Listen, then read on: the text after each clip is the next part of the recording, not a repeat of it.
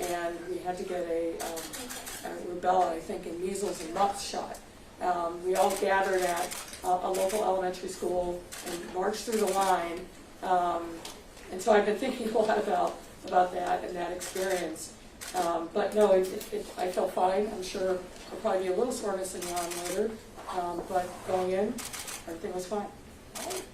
Sounds good.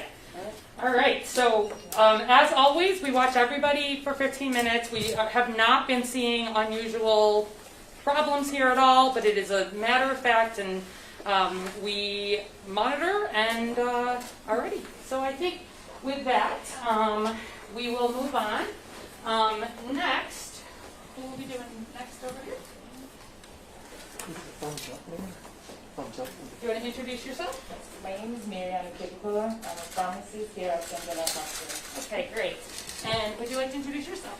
And I'm Dr. Helene Gale, President and CEO of the Chicago Community Trust.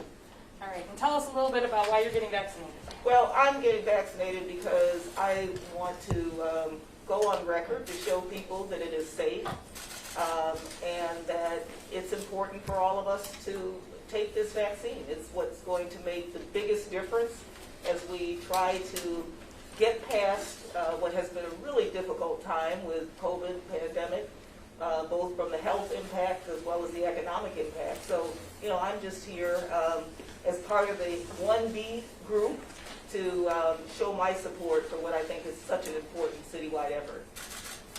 All right, thanks. Oh, yes. And there's paperwork. Whenever anybody gets a vaccine, you have to fill out some paperwork. Obviously, we ask about any history of allergies, make sure people are not having any COVID symptoms right at the moment.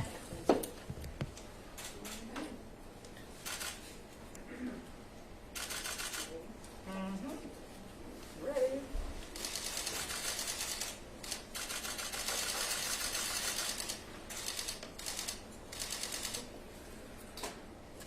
Not bad. Not bad at all. In fact, that was better than my flu shot. So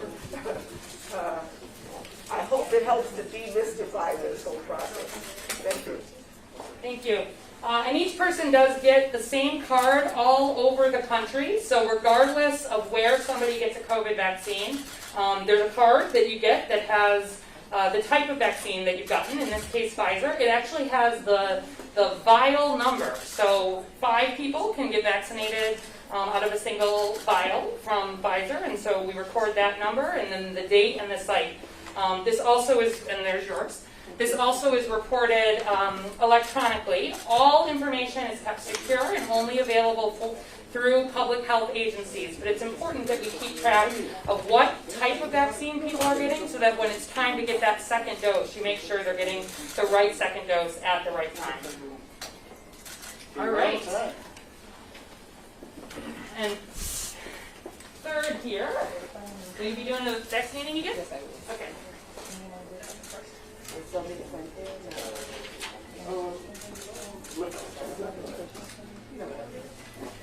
Or how do I get the second dose? Yeah, we'll get you set up for your second dose. You want to, I just want her to introduce herself a second. Sure. My name is Sylvia Fuente, and I'm here in my role as head of an organization called the Latino Policy Forum, and working with an organization called, or a coalition called Illinois Unidos, which has worked very, very hard to develop a response to the COVID crisis in the Latino community, which we know has been disproportionately impacted. And my basic message is COVID kills, vaccines save lives. And that's why I'm here today to encourage all people, but especially those that are hesitant in the Black and Latino community, to save a life. Get your vaccine when you can. Thank you.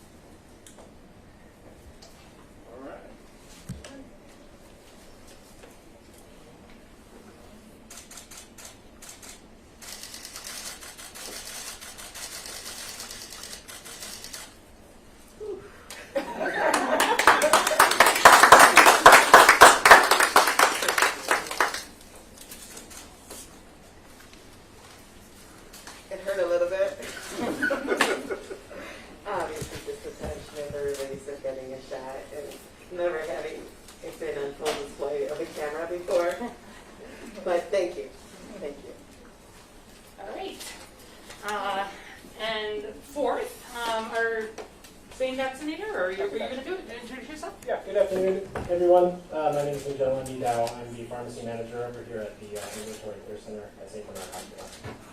All right, thank you. And being vaccinated. Thank you. Good morning, good afternoon, everyone. My name is Roderick Sawyer. I serve as Alderman of the 6th Ward and Chairman of the Mayor's Health and Human Relations Committee. As a black man, I particularly thought it was important to see someone like myself get vaccinated because there's a lot of discussion, justifiably so, about particularly black people, particularly black men's hesitancy about getting a vaccine, and I wanted to show that it was safe. And I thought it was important for me to be out front and showing that, both in my job as chairman, but again as a black man, that we can continue to have the discussion about health disparities in America, but this is something that's overwhelmingly important. As everyone stated, vaccines save lives. So I'm here to get that today. All right, thank you, Alderman.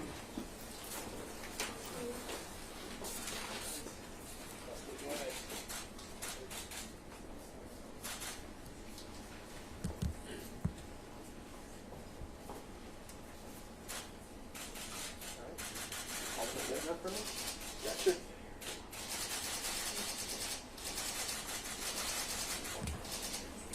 You done yet? No problem at all. Thank you. All right, thank you. So we've got a few minutes that folks are going to sit, and I think we'll talk just a little bit about what happens after somebody gets vaccinated. So first, we always want to think about the second dose. So in most situations, people are getting that second dose appointment really at the same time that they're getting the first dose.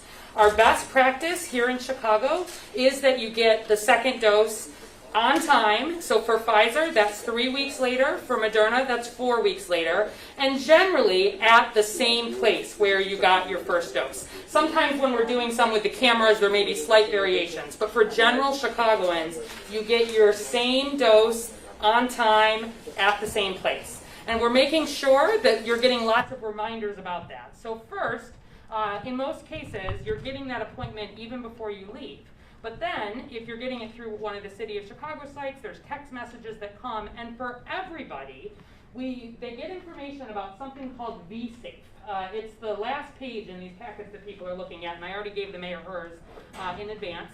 vSafe is a program that's run by the CDC.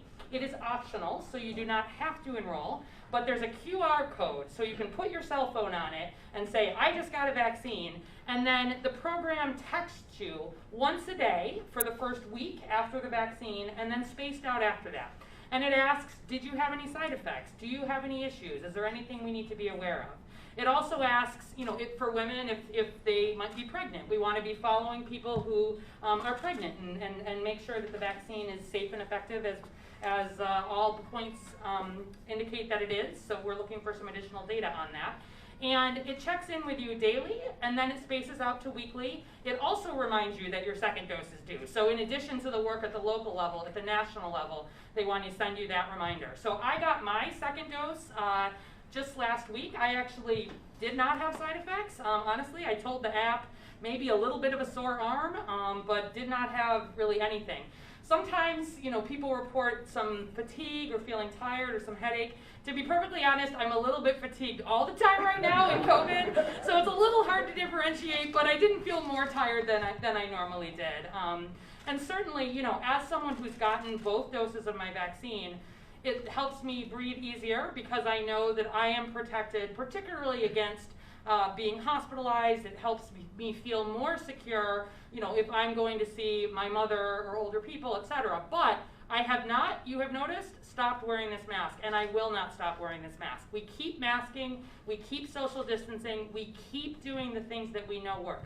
These vaccines are amazing. 94 to 95% protective against COVID in the clinical trials with a fantastic safety profile. Really couldn't have been better in terms of what we were hoping for right out of the gate with the first COVID vaccines.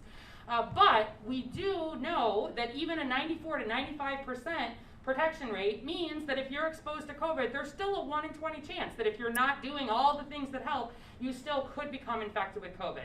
So while COVID rates are really high here in Chicago still, although they're getting better every day, Everybody keeps doing the things that we know work. The vaccine is at the center of Protect Chicago, but it is just one piece that adds on to everything else. So every time we do one of these events, I'm really happy because it means every shot in arms, adding on to the more than 100,000 Chicagoans that have already gotten their first dose, that takes us one step closer to getting past COVID. All right, we are at 1:15. Did we start pretty much right on time? Okay.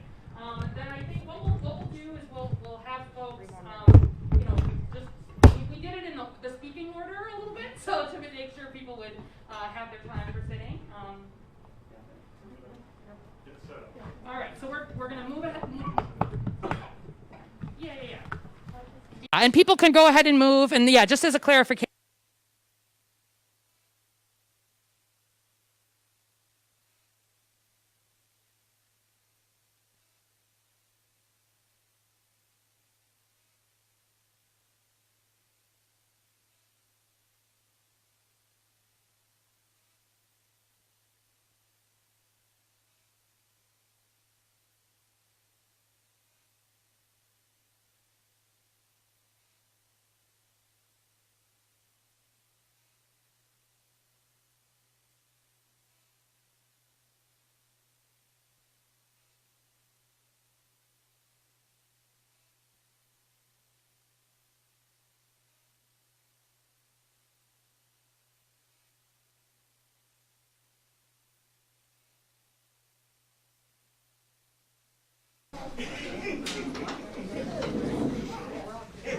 Check his focus.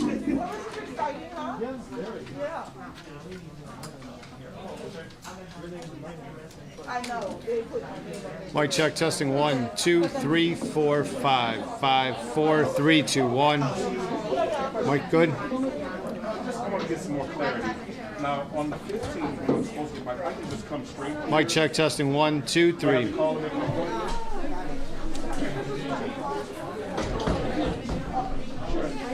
I can just come straight here, no appointment necessary. I can just come here on the 15th and just get my ticket. Okay. That's all I need to know. I will. Thank you. Yes. Appreciate it. Generally, we keep the mask on and take it off.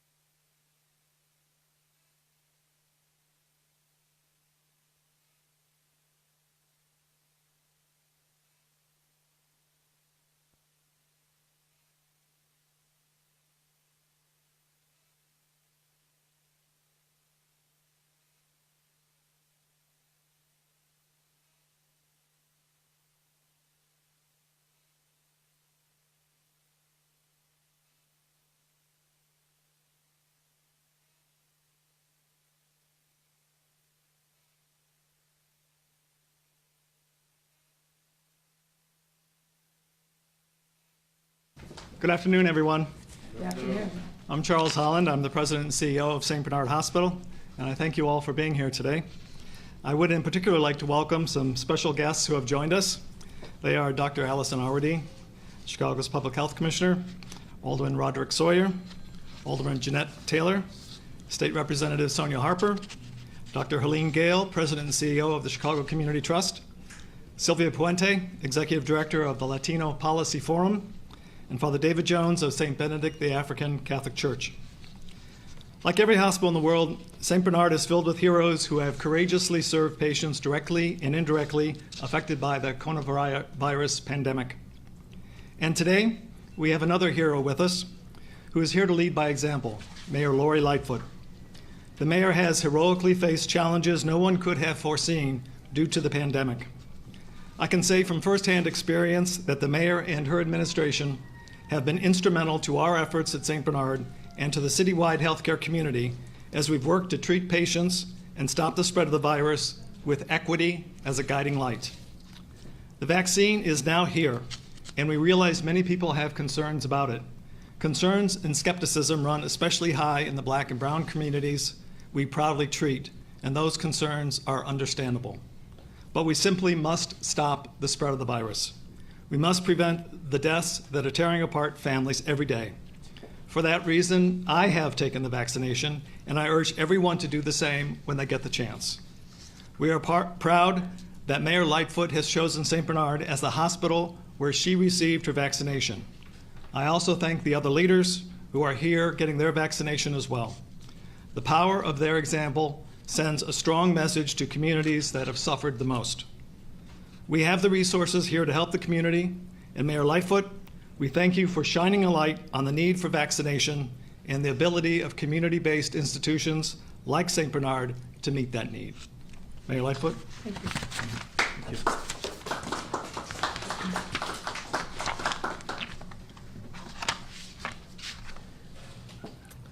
you. Good afternoon, everyone, and thank you all for being here. Let me also thank St. Bernard CEO Charles Holland, along with all the other healthcare workers that are here. We've been in this hospital before. We know what an important anchor this hospital is for the Inglewood community, and we just want to thank you for everything that you've done every single day, but also over the course of this pandemic. And that includes redesigning your spaces to accommodate COVID patients, launching a mobile COVID-19 testing program to bring testing into this community, and hosting virtual staff town hall meetings to answer vaccine questions and provide crucial information. Your work has saved lives and continues to save lives. So thank you, one and all, to this St. Bernard community and the South Side and our entire city. I also want to just say, on a personal note, we all know that the safety net hospitals are challenged in these times in particular. And I want you to know that I intend to be directly involved to do what I can to make sure that you have the resources that you need.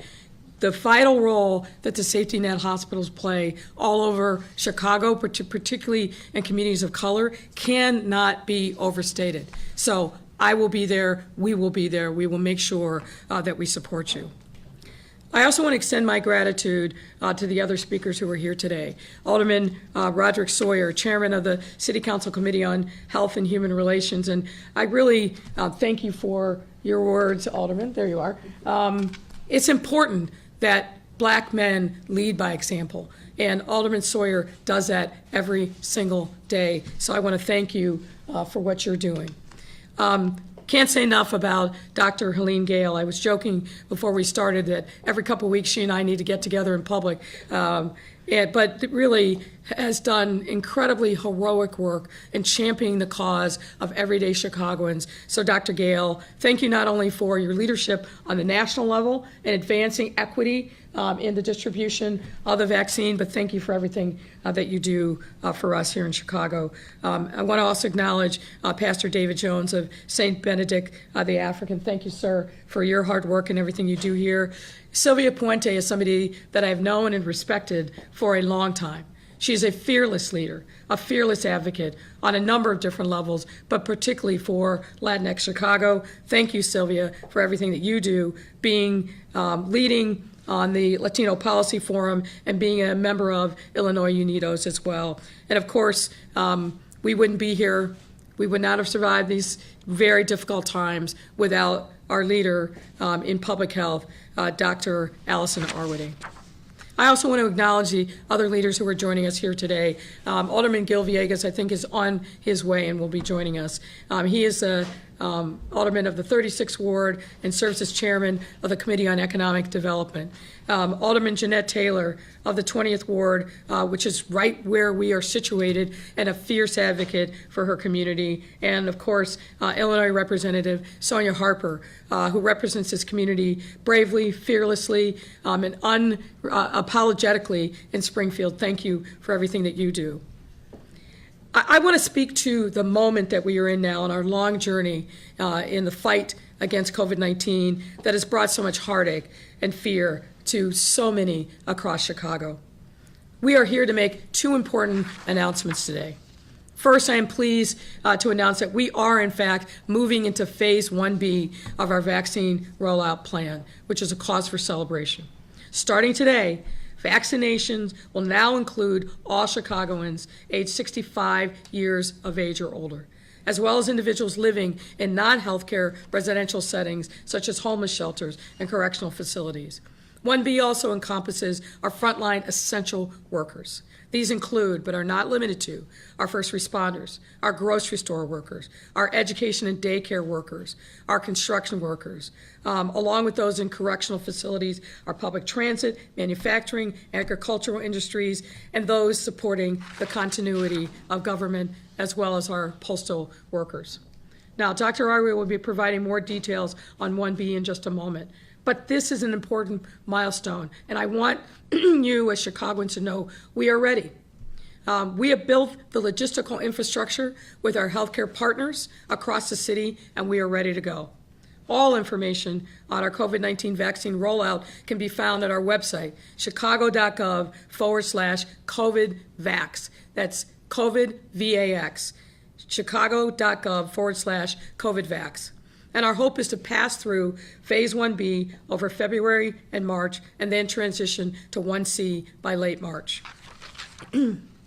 I now want to address a significant challenge that has existed throughout this pandemic, and one that we must rise up again together to meet in this next phase of our response. And the challenge is this: unexpectedly low numbers of Black and brown Chicagoans have taken the vaccine so far.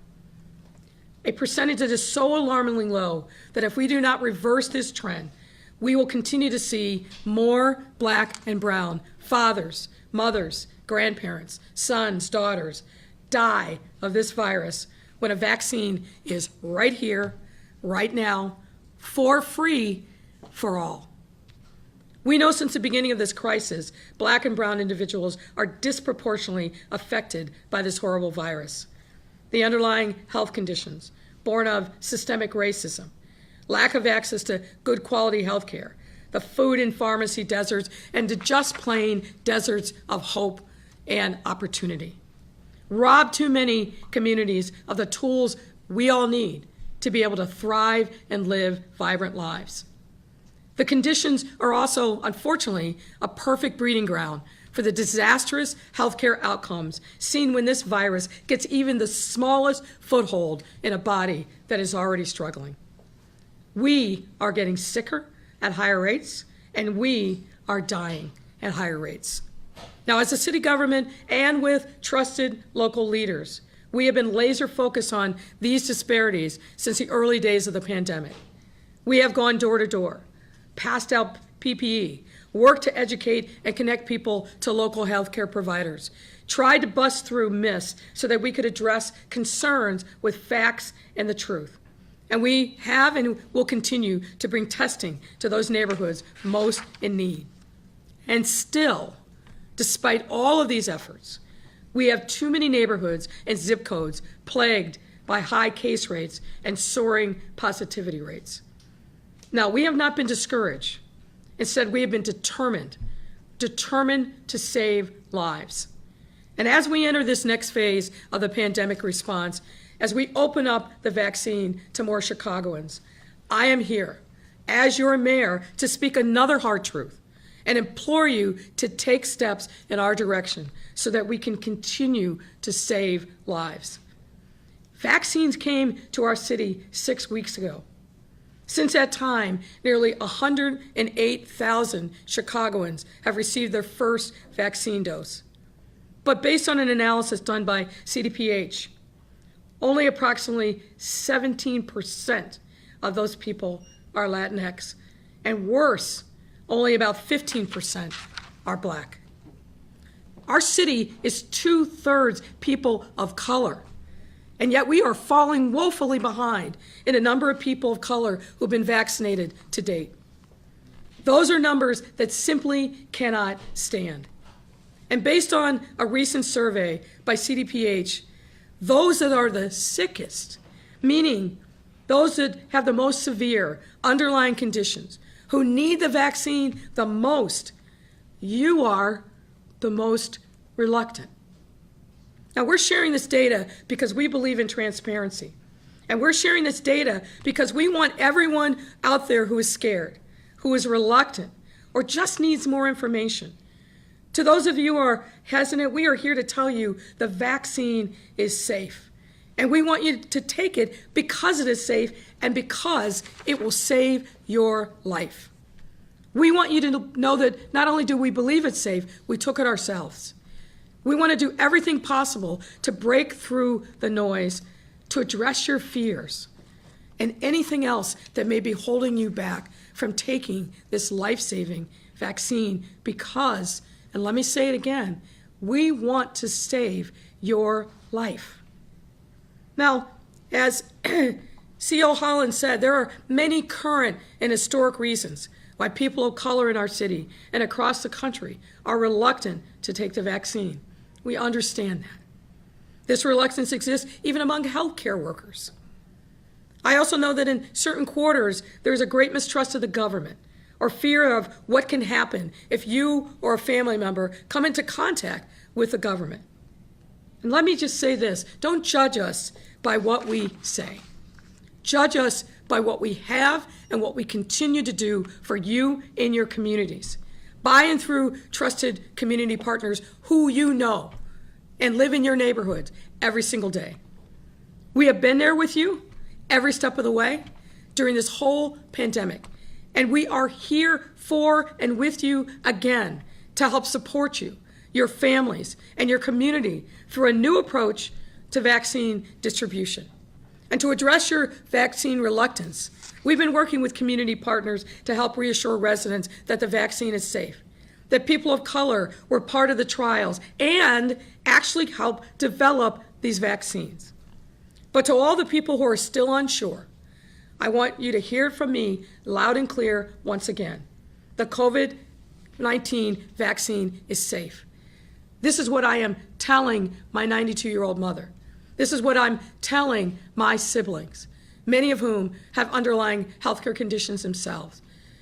I trust my mother's life, my family's life with this vaccine because I have every confidence that it is safe. And as you know, just before the program started, I took the first dose of the vaccine myself, along with Dr. Gale, Alderman Sawyer, and Sylvia Puente, and we're going to get Gil Villegas his vaccine as well. But we want to go even further, and here's our commitment to you. To make sure that we are doing more to protect the lives of Chicagoans, I am here to announce another part of our Protect Chicago program we are calling Protect Chicago Plus. It has 3 key pillars. First, reaching those most in need. Beginning this week, and for the next 2 months, we are placing extra focus on 15 communities. Those that are the most vulnerable to this virus, to high case rates, to higher positivity, and to sickness and death. Neighborhoods like Inglewood, here on the south side, Austin on the west side, Belmont-Cragen on the northwest side, Archer Heights on the southwest side, and 11 other neighborhoods across our city. These are all neighborhoods that the public health data tells us continue to struggle, even now, 10 months into this pandemic. We want you to know even more help is on the way.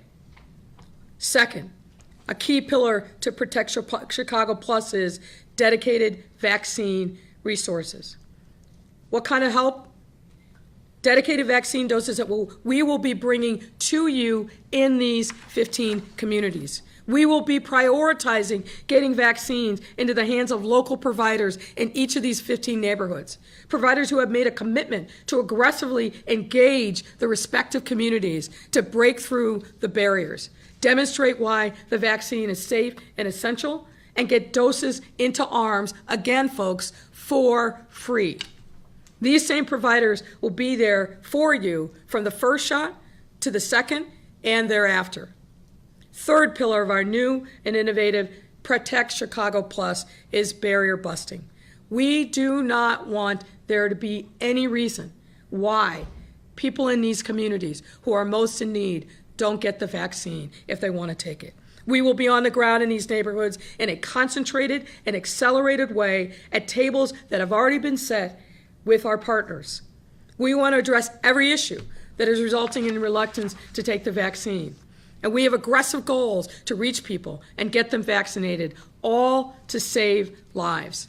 We will, of course, be continuing our vaccine push in all parts of the city through established healthcare providers, mass static sites, and mobile resources.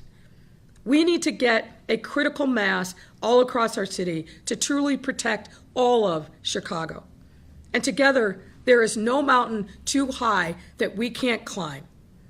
As I've said many times before, equity is not part of our COVID-19 strategy. It is our COVID-19 strategy. To our communities hardest hit by COVID-19, I want you to know we still are here with you on this journey. We are supporting you, and we are doing everything that we can to make sure that you and your families get the care they need. We will always lead with equity, because leading with equity is not only the right thing to do, it is our surest path out of this crisis and into recovery.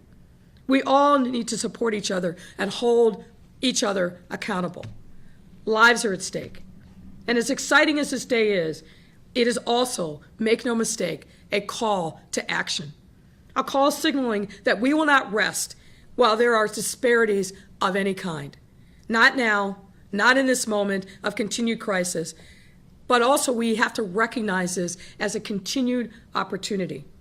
Throughout this pandemic, the wrongs of the past have been laid bare.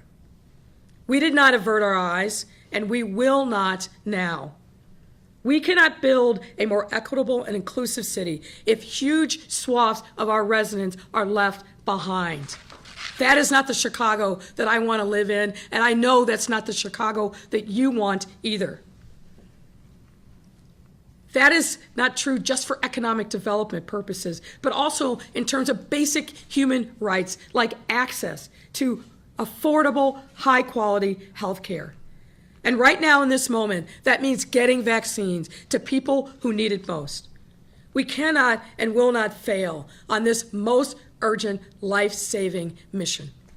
And regardless of the challenges we face, we still continue to move forward in our journey to vanquish this disease, to get our economy back on track, to get our lives back to normal. We all want to be with our families and friends again. And this day when we are entering into 1B brings us that much closer. I want to thank all the Chicagoans once again who throughout this 10 months of hardship have been doing your part to step up, to keep yourself safe, to save lives of your neighbors, to the sacrifices that you've made, giving of your talent and time and resources. This is who we truly are as Chicago. It's because of you and the choices that you made that we continue to see our numbers significantly decline.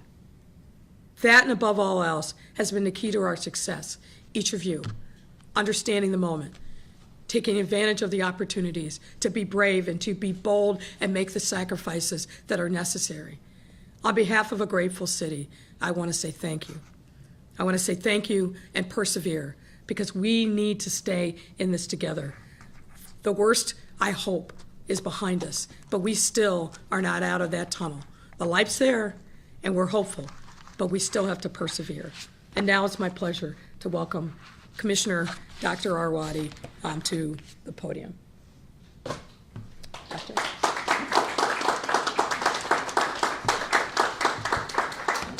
Thank you, Mayor. We're going to be posting a lot of information on the website for people who would like to see additional details related to data, community areas, and plans. But I want to just speak at a high level about why we're taking this Protect Chicago Plus initiative and how that fits into 1B. So 1 in 25 Chicagoans has already gotten their first dose of COVID vaccine. That's good. But when we look a little bit under the surface, only 1 in 45 Latinx Chicagoans and only 1 in 53 Black Chicagoans have gotten the COVID vaccine, which means we have a ways to go. We will not get past COVID as a city with some of our neighborhoods heavily vaccinated and some of our neighborhoods very under-vaccinated, particularly if those are the settings where COVID is flourishing, which is what we're seeing.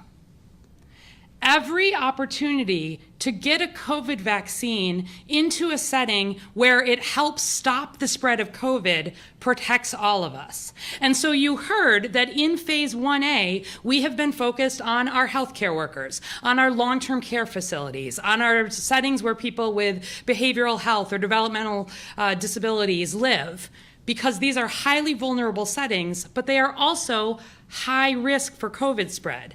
And with variants on the horizon, concerns about what's coming down the line, making sure as a city vaccine gets where it is most needed is the right thing to do from an equity perspective and the right thing to do to get us past COVID as quickly and safely as possible.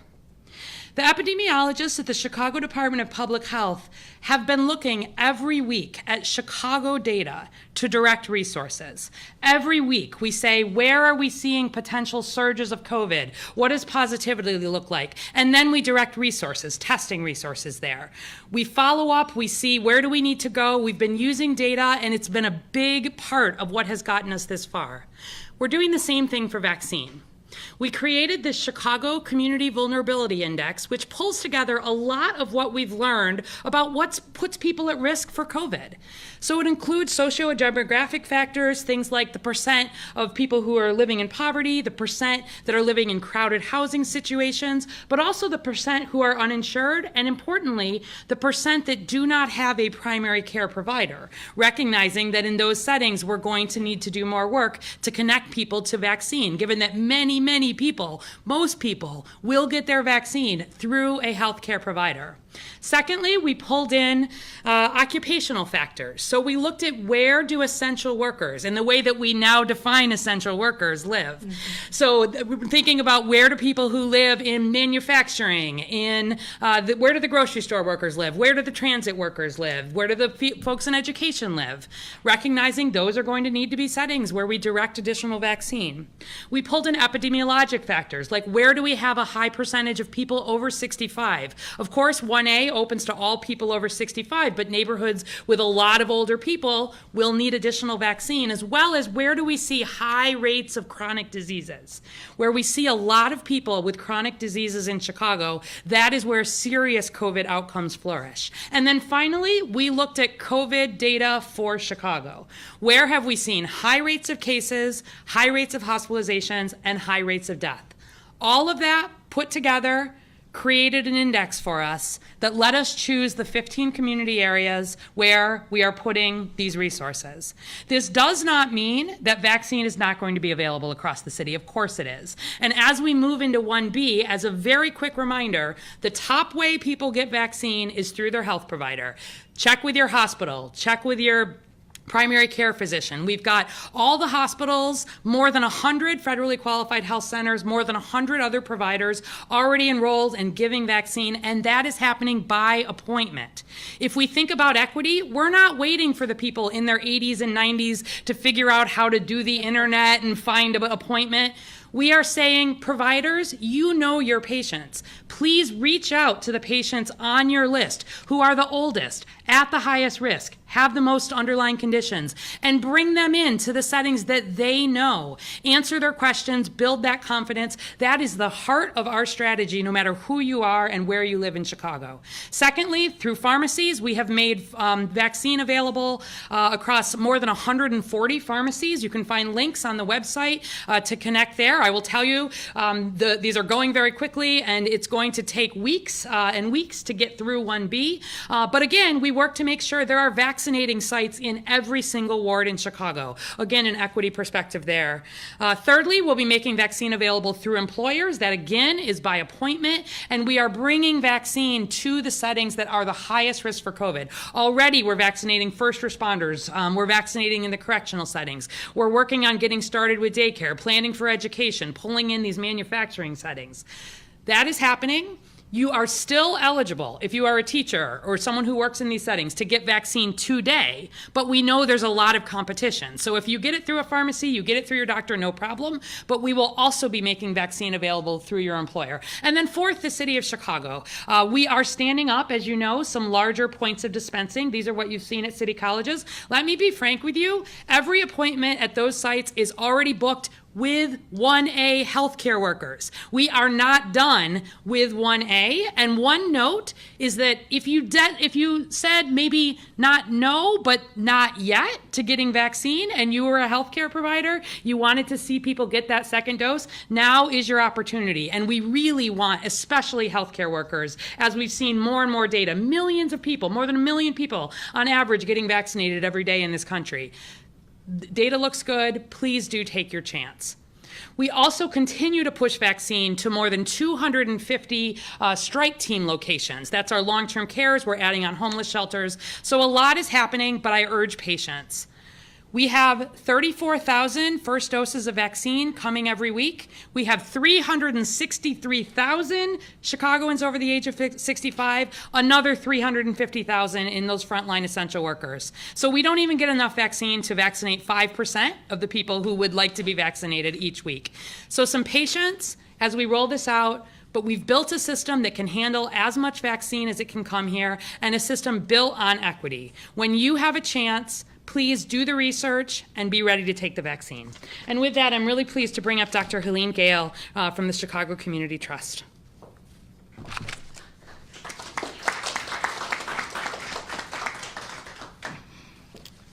First, I want to thank the staff of St. Bernard's Hospital, and particularly to my vaccinator.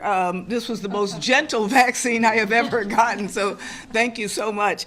And thanks to Mayor Lightfoot and Dr. Arwady. I say all the time how wonderful it is to live in a city that has this kind of leadership, this kind of enlightened leadership, both in our mayor, our public health commissioner, and other city leaders who have shown such vision and such commitment to our response to the COVID-19 pandemic here in Chicago. And I have the opportunity to talk to a lot of cities around the nation, and really Chicago and its leadership stands out. So thank you for all you continue to do.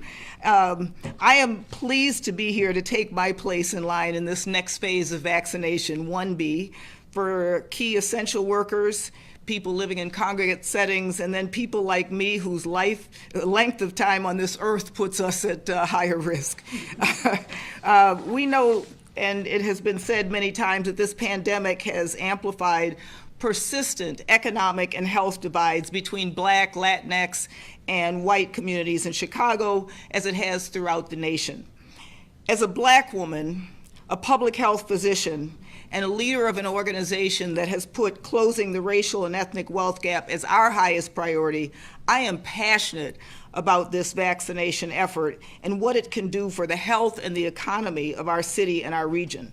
so passionate, in fact, that I am willing to admit my age publicly. So I am really pleased to be here today to show my personal support by getting my first dose of the vaccine publicly.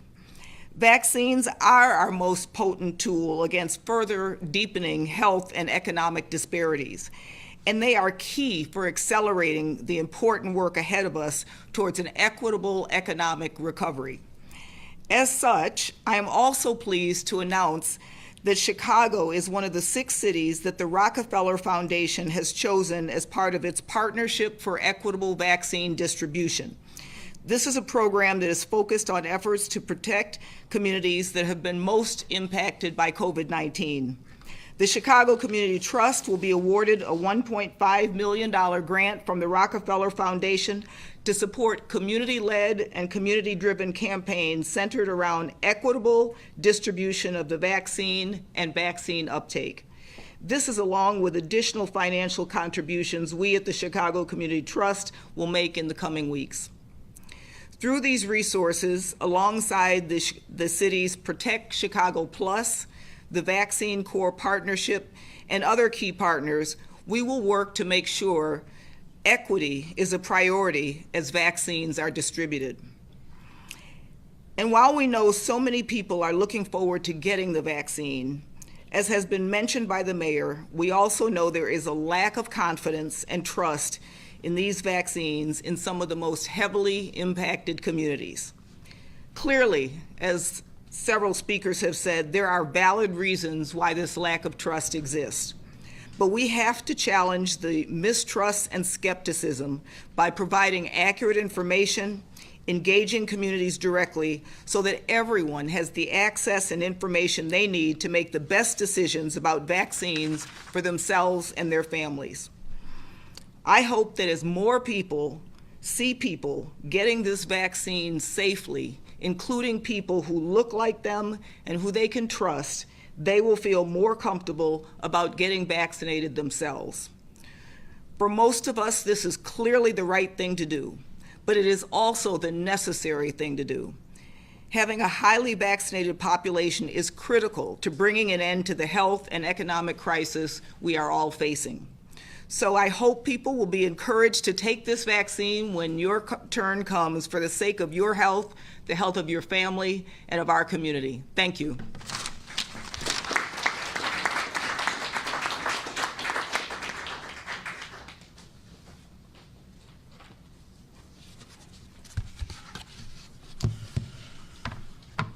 I am Father David Jones, pastor of St. Benedict the African Parish just down the street here in Inglewood, and glad to be here at the invitation of the mayor and with my own alderman and at St. Bernard Hospital, where good medicine is practiced with daily prayer.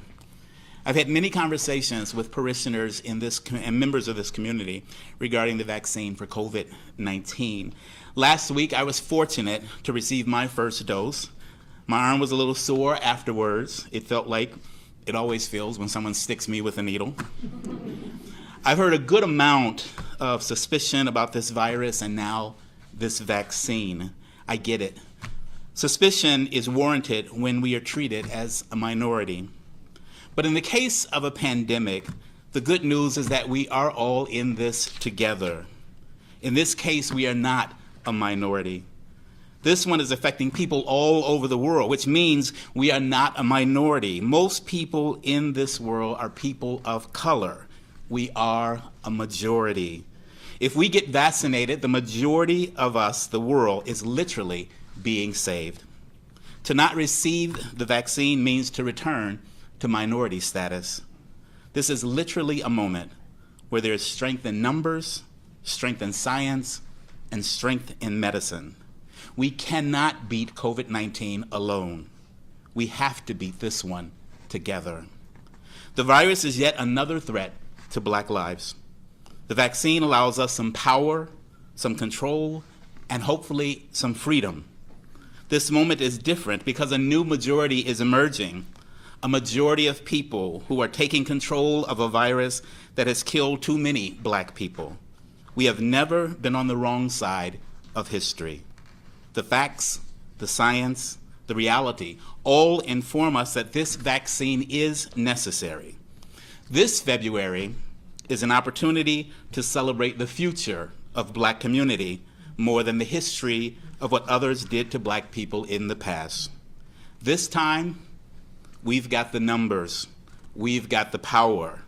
Let's get the vaccine together. Let's save the world together.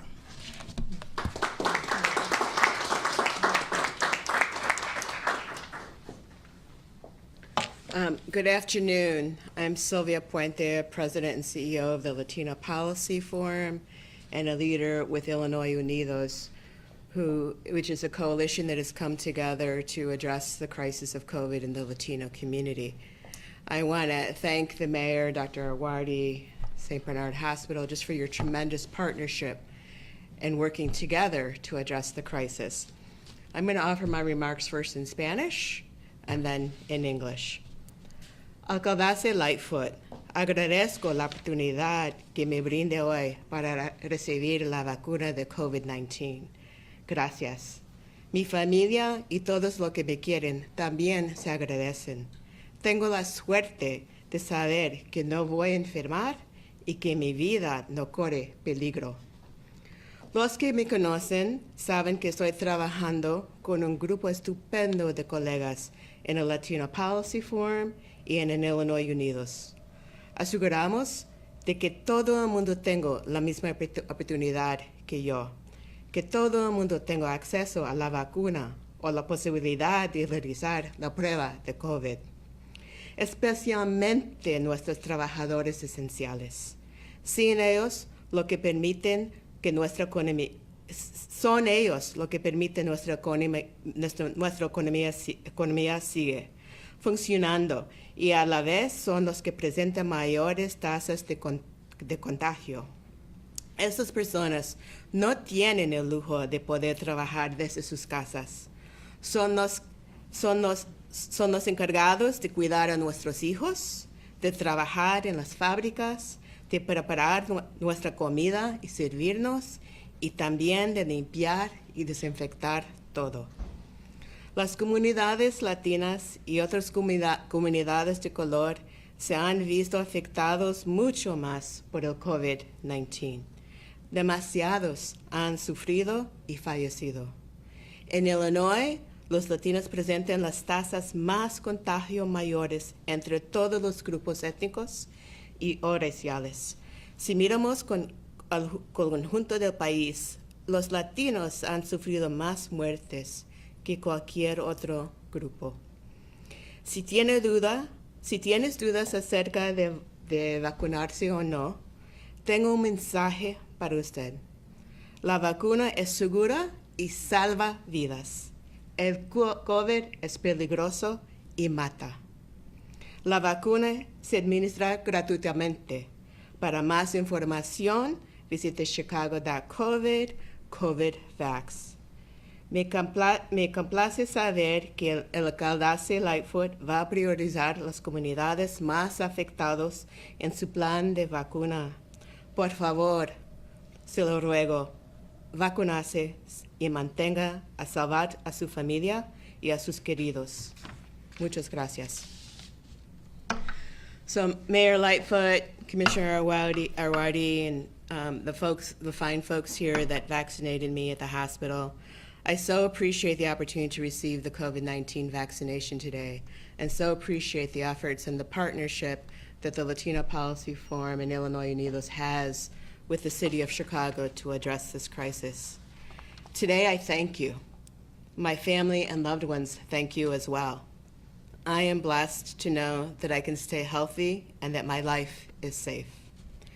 Those who know me know that I am working with a tremendous group of colleagues at the Latino Policy Forum and at Illinois Unidos to make sure that everyone else has this same opportunity, that everyone has access to the vaccine and to COVID testing. Our essential workers especially need this opportunity. They are the ones who are keeping our economy running and who have the highest rates of COVID. They do not have the luxury of working from home. They are taking care of our children, working in our factories, preparing and serving our food, and doing the cleanup and the disinfecting that COVID requires. Latino communities and communities of color have been disproportionately impacted, and too many have suffered and died. Latinos have been infected with COVID at a far higher rate than any other racial or ethnic group. And nationwide, Latinos have experienced more COVID deaths than any other minority racial ethnic group. If you are hesitant about getting vaccinated, my message to you is this: the vaccine is safe and it saves lives. COVID is dangerous and it kills. The vaccine is free. For more information, please go to the City of Chicago website, chicago.gov/COVID-vax. I am so pleased that Mayor Lightfoot will prioritize our hardest hit communities to receive this vaccine. Please, I implore you, take the vaccine and keep your family and loved ones safe. Thank you.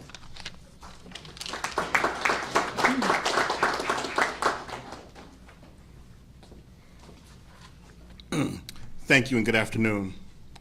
I'm honored to be here today before you and with some phenomenal women and men here today.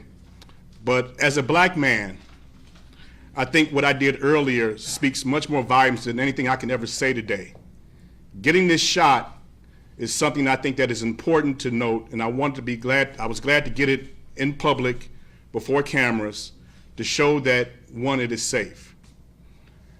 This is something that I think is extremely important, but it does not do a couple of things. It does not excuse our discussions. It does not solve our problems of racial inequity, does not solve our disparities in health, economics, education, culture. We're going to continue to have those conversations. But what's important right now is the vaccine is safe. If you're not sure, do your research. Look at all the well-respected articles and information that's out there and take it from yourselves. But what I want to be able to do is get this vaccine to save lives. Not just my life, my family's lives, my friends' life. I want to be able to shake hands once again. I want to be able to hug people once again. This is something that I miss greatly, the interactions. And this virus is terrible. It's tearing us apart. So let's get education, let's get the vaccine, but let's continue the conversation, because inequities have not gone away because the vaccine is here. Let's continue our conversations on health disparities, on economic disparities, on all types of things that affect us, particularly the black and brown individuals here today. But again, let's look at this as a positive move forward for our city and our nation. Thank you.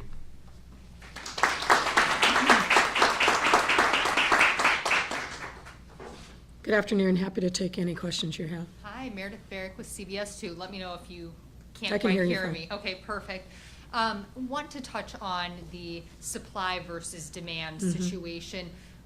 You guys noted that with the amount of vaccine doses that the city is getting right now, there's not going to be enough to vaccinate people for quite some time. Is there any concern that folks, especially since there is a rush now that 1B is open, that people are signing up for appointments for doses that may not exist? No, I don't think so. Obviously, we built the infrastructure. We want to make sure that we encourage people. And we're just going to keep pushing and demanding that the federal government step up and do its part. We've also had, I think, productive conversations with the county and the state. You note that we always talk about the number of Chicagoans that have been vaccinated, but we've also been vaccinating people that don't live in Chicago. That's fine, but we need to make sure that when we're picking up the slack for others, that we're sharing in the doses that would have otherwise gone to residents that live in suburban Cook County or across the state. So here in Illinois, I think we've got good dialogue, good collaboration going, but fundamentally, the federal government has got to step up.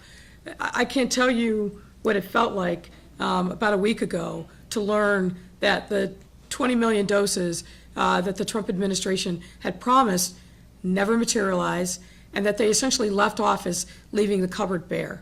That's not acceptable. So the Biden administration didn't create this problem, But just as we've seen here in Chicago, when you're the one in charge, you wear the jacket. So we have to keep pushing, and I have every confidence. We've had lots of dialogue with people that are in the Biden administration, some of whom are from Chicago, some of whom are from Chicago Public Health System, but they understand the urgency that they've got to deliver. We can't preach the gospel of the vaccine and not be able to deliver. That's not something that I'm going to accept, and nor should anyone. So we got to press them. Use all the tools in the toolbox at the federal level. Let's get more vaccine. Let's get it here and across the nation as quickly as we can so we can get critical mass of people vaccinated. Wonderful. I'm going to get right to the questions. We have about a scroll's worth. Sure. So, Sure. Bill Cameron from WLS, touching on the school reopening impasse. Any chance there is a way to do remote instruction to in-class CPS students? Well, I don't think that works, and that's certainly not the optimum situation. Look, we've had a lot of very productive conversations with the folks at CTU. They were bargaining literally every day over the weekend, all last week, every day, and we're going to continue to be at the table until we get a job done and get the remaining issues resolved. You know, look. The reality is that in the course of this pandemic, there have never been any easy choices. There just haven't been. There's no easy choices now. And I think in partnership with the CTU, if we come together in good faith, I have every confidence whatsoever that we will get something done that obviously protects their members, but also gives families the options, if it's right for them, to be able to send their children back to in-person learning. You know, we're in a critical point in our fight against this virus. We're going to prioritize a number of different people, teachers included, and I'm particularly those, I want to give a shout out to those that have been doing, working in daycares all across the city since March, have been out there supporting children and supporting families. We want to make sure that those folks are prioritized, but I'm confident we'll get something done at the bargaining table. Okay. Dr. Arwady, this next question is you from Amy Jacobson at WIND. A few months ago, you said you would not grant CPS athletes practice days when the rest of the state did. You said back then, quote, "Until people are in school learning, I won't allow sports." Now that CTU is refusing to go back and the suicide rate has increased due to isolation, will you grant Chicago to play when we reach phase 4? So all education decisions, right, we don't make them just about private, just about parochial. We make the decisions sort of for the city, and we really have deferred to the Illinois State Board of Education and to the Illinois Department of Public Health on these issues, particularly related to sports. We know that there's a lot of pieces that fall within this, and we think it's important to be aligned on those. So we are following the lead of the state guidance on that. Okay. Becky Vivea from WBEZ is curious, why have more vaccines gone to predominantly white zip codes? Why is the city seeing racial disparities in vaccine distribution during the first month of rollout? And I think you guys answered this with your new initiative. Will you be allocating a specific percentage of the city's allocation to the hardest hit communities, which I believe you touched on earlier? Do you want me to start that? Okay. So, you know, first and foremost, I want to be very clear that we keep track by where people live. So all of every way we always report is not based on where the person got the vaccine, but where they live. And so it's not that we haven't pushed vaccine to given communities, but all of 1A, as a reminder, has been about healthcare workers. And we know that there are the way healthcare workers live in this city, and the way that we've seen healthcare workers perhaps be first to raise their hand to get the vaccine has not been equitable. And so this is where I was making this point of we're not saying no, but not yet. We heard from a lot of healthcare workers that they wanted to get the vaccine, but they just wanted to wait a few weeks and make sure that all of their colleagues had gotten that second dose. I'm hopeful that we will see increasing rates there, even among our healthcare workers. But there is a lot of work to do. As we move into 1B, we have much more opportunity to actually focus vaccine because we have a lot more providers, right? More than 400 across the city. And so we we'll continue to push through employers like we did on the healthcare in those other settings, but there's much more work sort of in community that will come along with this. Wonderful. I'm going to have you stay up there. This is another question for you from Karen Jordan from ABC7. What are your thoughts on people wearing double masks to protect themselves about COVID? Is this something you recommend? So I've certainly been following the information on that. The most important thing always is if people are taking COVID seriously, their risk is really quite low. Where we see people get into trouble is where they think they don't need the mask, they can get in big gatherings, they can put aside the things that we know work. There has been some thought about this second dose, the second masking because of variants coming and some of that. If people feel more secure wearing a second mask, they can. I am wearing a single mask at this point. If there is guidance that comes out that's based on some studies and some evidence that the CDC recommends, we would make that updated recommendation. But at this point, we know that where people wear masks, they do the distancing, they wash their hands, they don't gather, all the things that we've started to take for granted, the risk of COVID spread is actually very low. Wonderful. Sarah Schulte from ABC7. Chicago residents are seeing their friends and relatives get vaccinated in other states much more quickly than here. You're asking people to be patient, but do you think the rollout has been too slow? I don't. I have to say, when I was listening to you ask that question, I kind of feel like the conversation that my wife and I have with our 12-year-old all the time. I can't account for what's going on in other states. All I can account for is what's going on here. What I know is we started preparing for vaccine distribution at the end of the summer.